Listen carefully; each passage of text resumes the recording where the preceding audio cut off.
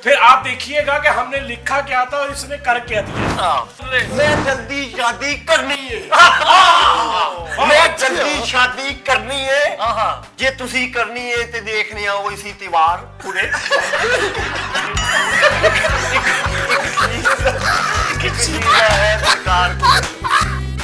एक सेकंड, गाले क्या होता है सदर में? वो जो आपको मोहल्ले में गली में पड़ती नहीं माओ बहनों की गाली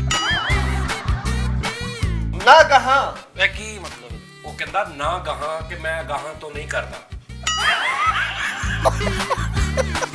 चुल्लू लहू पिए हर पहर सूली है जुदाई। कौन समझ आई चुल्लू के पट्टे? एक सवाल है मेरा कि जी जी ये मदम सो शायर किधर से आप ले आए?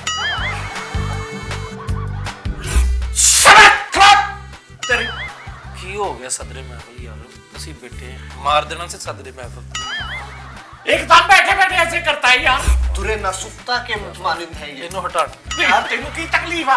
ਕੀ ਕਿਹਾ ਮੈਨੂੰ ਤੁਸੀਂ? दुरे नसुफ्ता ਸਦਰ ਮਹਿਫਲ ਨੂੰ ਕੋਈ ਆਪਣੇ ਆਪ ਚ ਰਵੇ। ਕਿ ਪਾਕ ਪਲੀਤੀ ਪਾਣੀਆਂ ਦੀ ਅੱਧ ਨੀਮੀ ਲੋ ਵਿੱਚ ਬੈਠੀ ਤਤੜੀ ਮਗਰ ਸਾਂਭ ਦੀ ਮਾਏ। ਸਦਰ ਮਹਿਫਲ ਇਹਨਾਂ ਨੂੰ ਕਿਤੇ ਦਿੱਲੀ ਭੇਜ ਦਿਓ ਦੋਵਾਂ। अकरबा के कल्ब की थी। मेरी जुबान में ना गंढ बज जानी। अकबर ਪੱਲਿਓ ਰੋਟੀ ਖਾਵਣ ਲੱਗਿਆਂ ਦਿਲ ਡਰਦਾ। आ गया कि नहीं? ਬਹੁਤ ਸ਼ੁਕਰੀਆ। मैं तो उसका हो गया हूँ मगर वो मेरी नहीं बनती। इन कुत्तों के आगे नहीं नाचना बसंती। ਕਿੰਨੂੰ ਕਿਹਾ भाई एक मिनट यार एक मिनट।